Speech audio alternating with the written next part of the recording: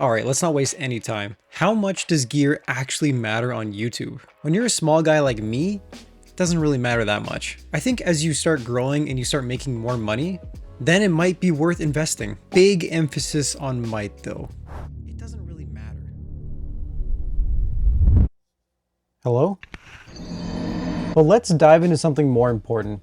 Authenticity. Now let's just talk about how YouTube has been changing. It's not really about the edits or about the editing anymore. It's more just about authenticity and personality. Now I figured, why not just change it up for this section, huh? I want to try something new where it's just like, a vlog style where it's just me literally holding a camera. Like, I feel like a real YouTuber just walking around with this going on here. But I have some good news for you. You can be just as authentic with any camera. This works too. I just choose to use a camera because I like the quality and I just wanted to invest in it, but I really did not have to. Cameras are a luxury. You really don't need them. Again, it's just not necessary. It's just a part of my style, and that's how I choose to be authentic. You can choose any style you want. So speaking of style, I think your style actually matters more than the gear that you choose to use. You can build style in post, whether that be through edits or the way you color grade, sound effects, you name it. It's your style. You can do whatever the hell you want. But you don't need expensive gear to cultivate your own style. The way I record my videos is definitely different from probably a lot of people you've seen, but also kind of similar. It may look like everybody's copying each other, but I'd like to think that everyone's just getting inspiration from each other.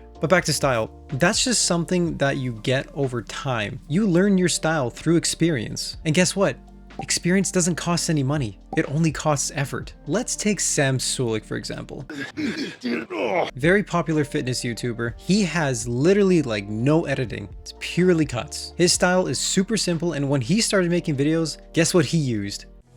Let's see Andrew Eubanks hit this weight. That was it. I think he had a microphone, I don't remember, but either way, just a tripod costs you like 15 bucks. A phone and a tripod will get you very, very far. However, if there is any gear that you should pick up, I would say that microphones are king.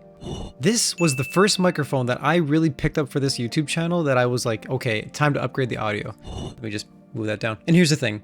Anybody can sit through mediocre footage, but sitting through terrible audio, that's just unbearable. There have been times where there was people who were talking some really cool stuff and their video content was just amazing, but the audio quality just made me click off, man. It was just so bad. I mean, listen to this, man. This is the audio coming from my camera. I haven't even heard it and I already know it's not good. And next, I would say that lighting is another good investment. Once your audio is all taken care of, the lighting can really make or break your video. You can make pretty much any decent footage look good in the right lighting conditions. I'm gonna take the intro clip. I recorded them side by side with my phone and with my camera.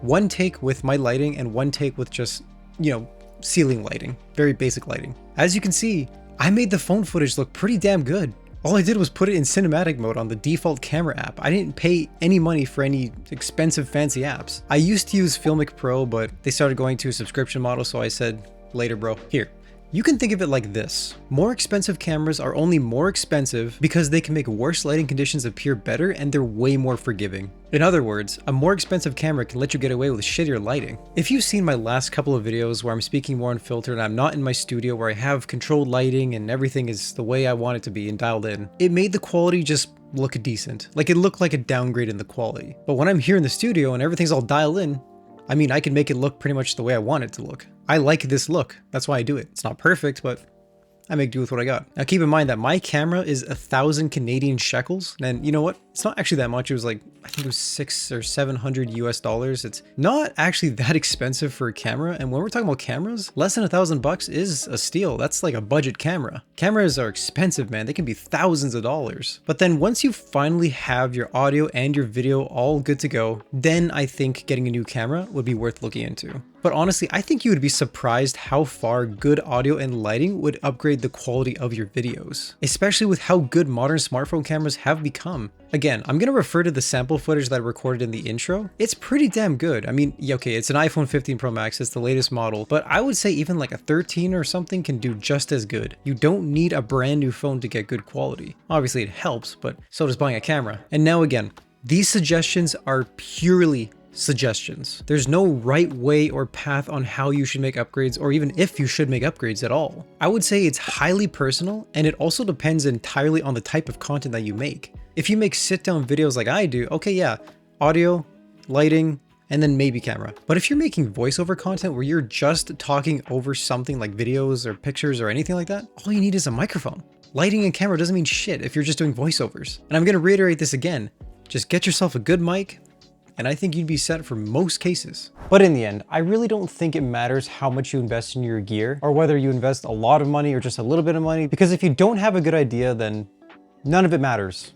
I'm gonna use my friend Ivan on YouTube as an example. I'll have him linked down below because he's really good at what he does, but that guy literally has like nothing. And I think it's good to mention here, he has double my subs. He literally uses his phone to record, a broken ring light which doesn't even work for the phone stand, and a lamp for lighting. That is literally it. Most of that stuff was free. I think he only spent like 20 bucks on the ring light and it ended up breaking on him. But he's found a way to make it work and to make his style work with the more unfiltered style. And the best part is he made it all work with barely investing any money at all. I actually use him as a reminder to not go overboard when I'm spending money on my content and gear and everything, because I would love to get a nicer camera and all this stuff and like a cooler lens. And you know, I can just spend so much money on so much shit I just don't need, but I just look to my friend and I see you really don't need that much money to get really good content. Because again, it comes down to the idea. Yes, I've spent a lot of money, but the thing is I have disposable income. I have a full-time job. I have adult money.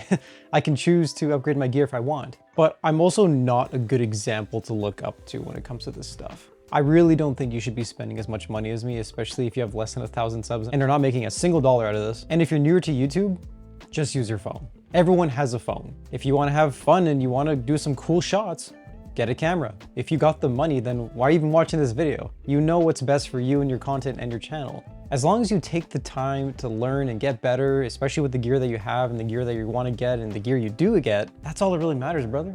But anyways, if you have not started a YouTube channel, then I would highly recommend checking out this video that I made about why everyone should start a YouTube channel. Yeah, I did make it 3 years ago and it's pretty bad, but it's also pretty good. But if you already have a YouTube channel and you're trying to do better, just keep going. Just keep learning, keep posting, and it'll just get easier. And then maybe you can upgrade your gear. Just remember to invest bit by bit. Don't go overboard right away. And as long as you keep pressing record, that is all that matters. Okay, now drop a like and a sub.